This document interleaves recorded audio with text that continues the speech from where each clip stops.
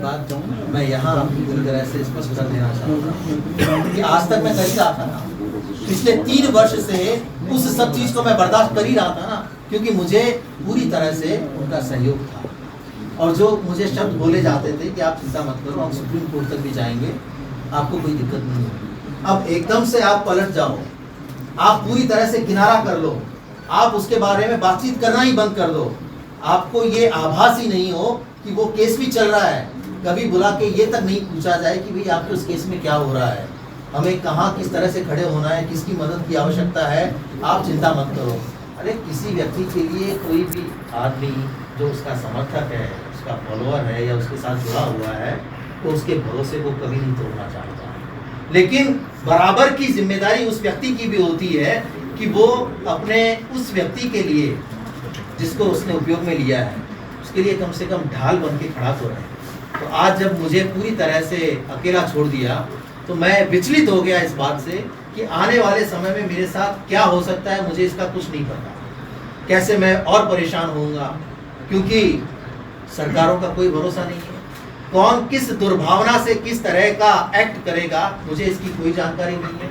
मेरा परिवार किस तरह से प्रताड़ित होगा इसकी मुझे कोई जानकारी नहीं है। लेकिन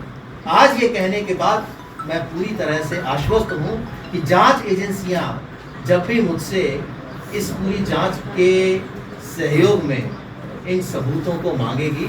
मैं जैसे मैंने आप सबके सामने प्रस्तुत किए हैं, ये सारे सबूत उनको भी मैं प्रस्तुत करूंगा। जो मुझे डायरेक्शन दे रहे हैं कि इस मीटिंग में ये लोग हैं, उस मिमिक्री वाले को पता है क्या वहाँ एसओजी के एडीजी बैठे हैं, वहाँ कुलदीप राका बैठे हैं, वहाँ बीडी कल्ला बैठे हैं, वहाँ ये तमाम लोग बैठे हुए हैं। तो ऐसी बचकानी बातों के लिए मुझे लगता है कि किसी को कोई सोचने की आवश्यकता नहीं है, क्योंकि अगर लोकेश शर्मा बोल रहा है तो बिना तथ्यों के और बिना सबूतों के बात नहीं कर। आपके ये मेरा आज तक का रिकॉर्ड रहा है कि मैंने किसी के ऊपर भी, देखिए जब तक कांग्रेस की सरकार थी,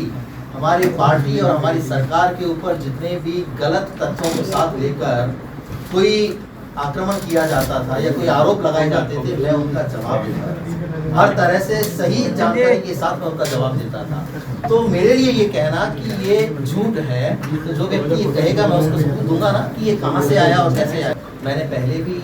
हमारे किसी पत्रकार साथी को ये जवाब दिया कि विनय सहस्त्रबुद्धे जी मेरे किसका भाई साहब अपना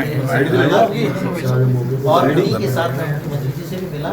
लेकिन उन दोनों मुलाकातों में कहीं पार्टी को बदलने की या पार्टी ज्वाइन करने की मैंने कोई बात नहीं। हर व्यक्ति जो सारी चीज़ों को करने की क्षमता रखता है या जिसे ये पता लगता है कि हमारे को बचाव के समय में किस तरह की किन चीज़ों की आवश्यकता पड़ेगी। भाई मैं वो अभिमन्यु तो नहीं बन सकता था कि जो एक बार चक्रव्यूह में फंस जाए तो मरे, मैं उस चक्रव्यूह के नहीं था। मैंने अपनी बचाव की तमाम चीज़ों को सुरक्षित रखा और यही कारण है कि मैं उस चक्रव्यूह को भेद कर जिंदा रह पाऊंगा, अन्यथा तो मैं पूरी तरह से खत्म हो चुका हूं ना। अगर मेरे पास ये सब चीजें नहीं होती तो मैं आज आप सब लोगों से कैसे बात करता। और आने वाले समय में जब भी तारीखें होती, जब भी कोई क्राइम ब्रांच या किसी भी जांच एजेंसी की पूछताछ होती, तो मैं क्या जवाब देता। तो मुझे तो कहीं भी किसी तरीके से लटका दिया जाता ना। इस सरकार में जिस तरह से